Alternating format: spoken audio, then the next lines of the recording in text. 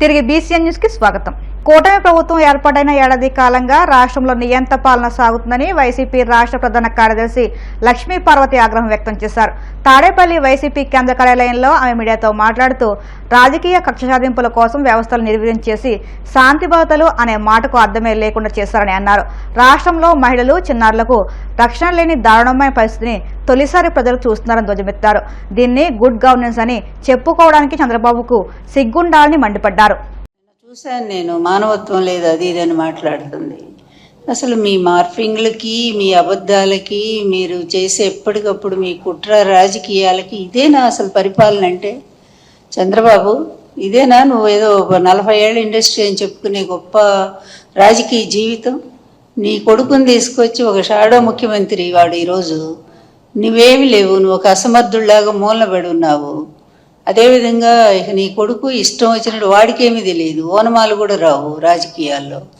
అందువల్ల తనకు తెలిసింది ఏంటంటే, నేను భయపెట్టేస్తే అది కూడా భయం ఈయన పెట్టడం కాదు, పోలీసుల అధికారం అండగా చూసుకొని పోలీసుల చేతిలో పెట్టుకొని ఇష్టం వచ్చినట్టుగా ప్రతిపక్ష నేతలు ఎవరు మాట్లాడి మీ పరిపాలన బాగాలేదంటే తీసుకుపోవడం. ముఖ్యంగా ఈ రాష్ట్రంలో ఈ 1 ఇయర్లో ఆడపిల్లల మీద జరుగుతున్నటువంటి అత్యాచారాలు ఇంతవరకు స్వాతంత్రం వచ్చాక రాజకీయ చరిత్రలో, అంతకుముందు ఎక్కడో నిజాం టైంలో రజాకారుల ఉద్యమాల్లో మహిళల మీద అత్యాచారాలు దారుణంగా జరిగాయి అనేది మనం విన్నాము. బ్రిటిష్ హయాంలో అలాగే జరిగినాయి. ఎందుకంటే పోరాట వీరులను వాళ్ళు ఆ విధంగానే ఆడవాళ్ళని చేర్చేవాళ్ళు. కానీ ఈరోజు ఇది ఒక ప్రజాస్వామ్య దేశం, ప్రజాస్వామ్య పరిపాలన అనుకొని మీరు అనుకుంటున్నారు, మేమైతే అనుకోవట్లేదు. ఈవీఎంల సాయంతో వచ్చినటువంటి దరిద్ర పరిపాలన మీది ప్రభుత్వం ఇది.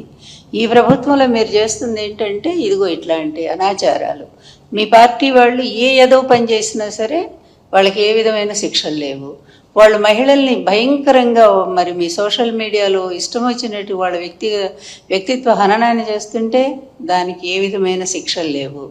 కానీ సాక్షి మీడియాలో అనలిస్టు ఒక విషయాన్ని చెప్తూ దాన్ని మాట్లాడితే దాన్ని తీసుకెళ్ళి కొమ్మినేని గారికి అంటగట్టి అప్పటికప్పుడు ఆయన మీద కేసు పెట్టి తీసుకెళ్ళి ఇదా మీ పరిపాలన, ఇది సుపరిపాలన అంటారా? మీరు నిజంగా నిజాయితీగా ఒప్పుకోండి, ఒక్క పాయింట్ అన్న నిజాయితీగా ఒప్పుకోండి అయ్యా మీ తండ్రి కొడుకులు. ఇక ఆ 3 ఆయన గురించి ఎందుకు మాట్లాడాలా? ఆ 3 ఆయన ఒక వేస్ట్ ఫెలో అనేది అర్థమైపోయింది. ఎందుకంటే ఆయన అందుకే సనాతన వేషం వేసుకొని రాష్ట్రాలన్నీ తిరుగుతున్నట్టున్నాడు ఇక్కడ ఏం చేయలేక. అందువల్ల ఇక ఆయన గురించి వేస్ట్ మాట్లాడటం కూడా వృధా. ఎందుకంటే ఆయనకు నాయకత్వ లక్షణాలు మొదటి నుంచి లేవు, ఎదిరించే తత్వం అస్సలు లేదు. చంద్రబాబు పిలిచినప్పుడు వాళ్ళు వచ్చి జగన్ గారిని ఒక తిట్టిపోవటానికి మాత్రం ఉపయోగపడతా ఉన్నాడు.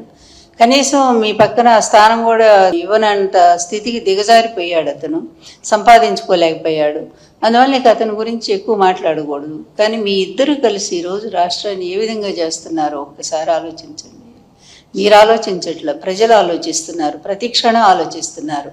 ఎందుకంటే శ్రీశ్రీ గారు అన్నట్టు మదమెక్కిన తురంగాలు అన్నట్టుగా మదం పట్టినటువంటి గుర్రాలు లేకపోతే ఏనుగులు ఇవన్నీ కూడా ఇష్టం వచ్చినట్టుగా ప్రవర్తిస్తూ ఉంటాయి. వాటికి ఉచ్చము నీచము జ్ఞానము ఏమీ తెలియదు. ఎక్కడ పడితే అక్కడ ఎట్లా పడితే అట్లా పరిగెడతాయి, అన్నిటిని నాశనం చేస్తాయి. ఈరోజు రాష్ట్రాన్ని నిజంగా గుడ్ గవర్నెన్స్ అంటే జగన్ గారి టైంలో ఒక పద్ధతిగా జరిగింది. కానీ మీరు ఏ ఒక్క పాయింట్ అయినా కంపారిజన్ చేయడానికి మీరెవరు రారు. ఎందుకంటే మీ పచ్చ మీడియా బాకాల్లో ఊదుతూనే ఉంటాయి మిమ్మల్ని. నిన్ను లోకేష్ని ఇద్దరిని కూడా అక్కడ కూర్చోబెట్టి ప్రైమ్ మినిస్టర్ని కలిస్తే దానికి మొత్తం పేజీలన్నీ కూడా ఈనాడు ఏబిఎన్ పెట్టేస్తారు. ఏంటి ప్రైమ్ మినిస్టర్ మీ మిత్రపక్షం కదా, మీ కూటమి కదా, ఒకళ్ళ మీద ఒకళ్ళు ఈరోజు డిపెండ్ అయ్యలేరా? అది కూడా కలిస్తే దానికి ఒక పెద్ద అది వీరత్వమా శౌరత్వమా? ఆయన వల్ల ఇదిగో ఇన్ని వేల కోట్లు ఈ రాష్ట్రానికి మరి వస్తూ ఉన్నాయి, పరిశ్రమలు వచ్చినాయి, ప్రైమ్ మినిస్టర్ గారు యాక్సెప్ట్ చేశారు. లేదా మీ రాజధాని, మీరు అనుకునే రాజధానికి ప్రైమ్ మినిస్టర్ గారు ఇన్ని వేల కోట్లు ఇప్పిస్తున్నారు. ఈ విధంగా అయినటువంటి వార్త అయితే నిజంగానే బాగా సాధించారని చెప్పుకోవటానికి. ఇంత సిగ్గుమాలిన మీడియా, ఇంత సిగ్గుమాలిన తండ్రి కొడుకులు, ఇంత పనికిమాలిన పరిపాలన. పశ్చిమ గోదావరి జిల్లా ఉండిలో ఎస్సీ బాలికల వసతి గృహం, బీసీ కళాశాల బాలుర వసతి గృహాలను జిల్లా కలెక్టర్ చదలవాడ నాగరాణి ఆకస్మిక తనిఖీ చేశారు. ఈ సందర్భంగా విద్యార్థులను వసతి గృహాల్లో అందించే సౌకర్యాల గురించి అడిగి తెలుసుకున్నారు. బాలుర వసతి గృహంలోని పలువురు విద్యార్థులు పలు సమస్యలను జిల్లా కలెక్టర్ దృష్టికి తీసుకొచ్చారు.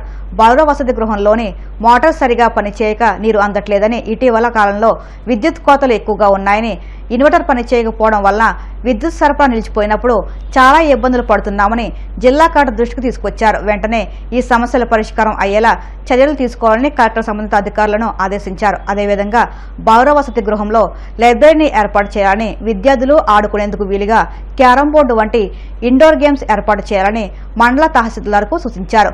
భోజన వసతులు ఏ విధంగా ఉన్నాయని విద్యార్థులను అడిగి తెలుసుకుని బాలికల వసతి గృహంలో రుచి చూశారు. ఏమైనా సమస్యలు ఉంటే తక్షణమే తన దృష్టికి తీసుకురావాలని, వాటి పరిష్కారానికి కృషి చేస్తారని విద్యార్థులకు తెలిపారు. అనంతరం ఉండి సంత మార్కెట్లో పర్యటించి కూరగాయలు, పువ్వులు, విత్తనాల ధరలను అడిగి తెలుసుకుని విత్తనాలను కొనుగోలు చేశారు.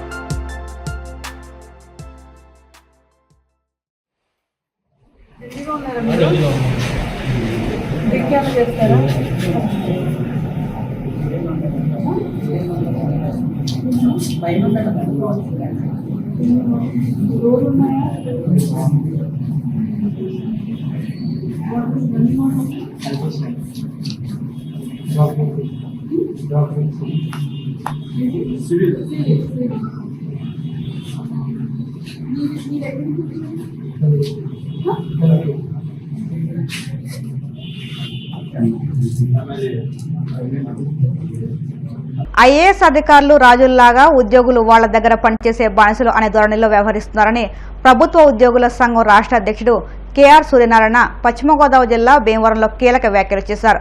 ఇవాళకి ఉద్యోగులు అవమానకరంగానే ఐఏఎస్ అధికారుల వద్ద డీల్ చేయబడుతున్నారని ఆవేదన వ్యక్తం చేశారు.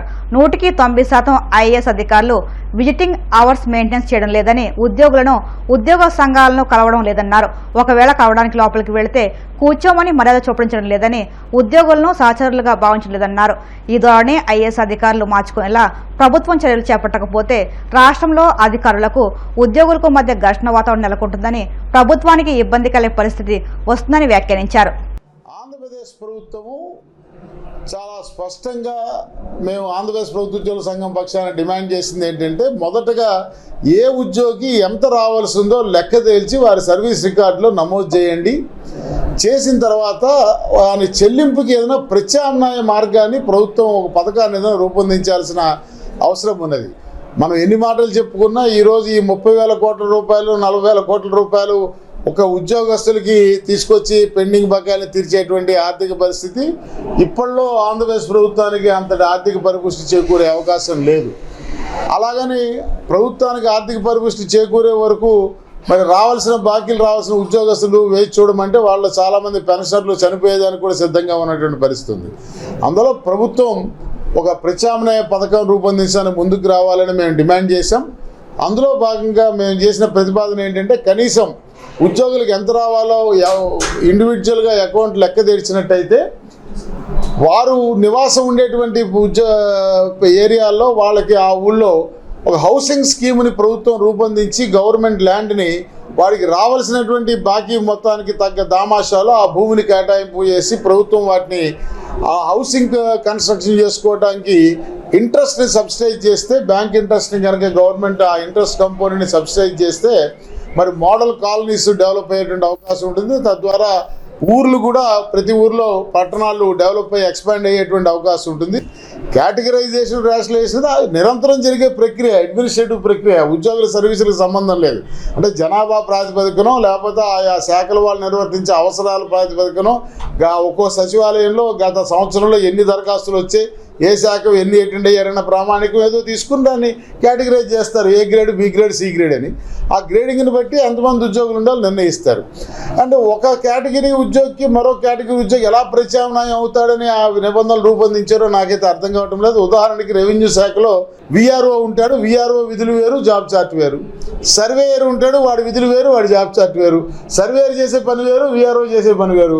కానీ ఇవాళ మీరు చూసినట్టయితే ఒక క్లస్టర్ ఆఫ్ విలేజ్ వార్డ్ సెక్రటేరియట్లో విఆర్ఓ కానీ సర్వేయర్ కానీ మాత్రమే ఉండాలని పెట్టారు. ఏదో 1 విఆర్ఓ ఆర్ 1 సర్వేయర్ అని.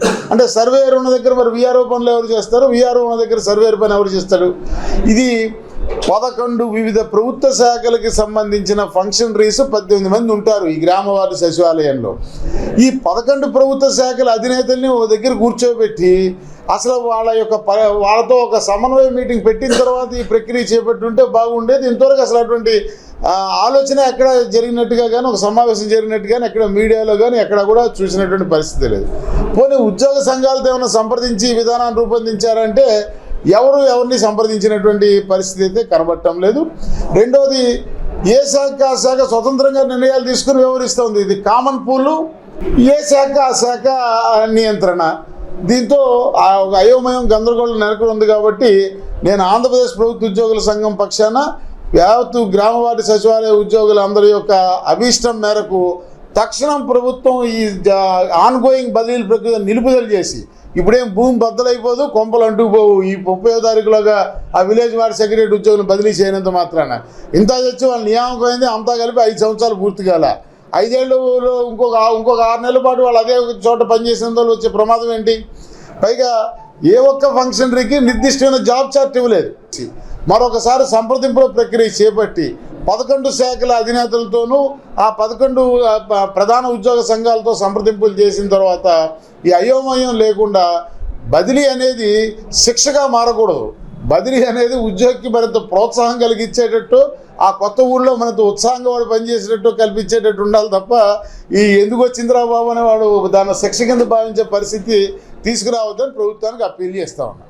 వార్తలు ముగించే ముందు ముఖ్యాంశాలు మరొక్కసారి. ఉండి నియోజకవర్గంలో పంట, మురుగు కాలువల అభివృద్ధి పనులకు మనసున్న వ్యక్తులు పెట్టుబడి పెట్టేందుకు ముందుకు రావడం అభినందనీయం. Deputy speaker Raghurama. పేదల ఇళ్ల నిర్మాణ అనుమతులపై ప్రభుత్వం కీలక నిర్ణయం. ₹1 అనుమతులు ఇవ్వనున్నట్లు మంత్రి నారాయణ స్పష్టం. మంగళగిరి జనసేన పార్టీ కార్యాలయంలో జనవాణి కార్యక్రమం. ప్రజల నుంచి అర్జీలు స్వీకరించిన కాకినాడ రూరల్ ఎమ్మెల్యే పంతం నానాజీ.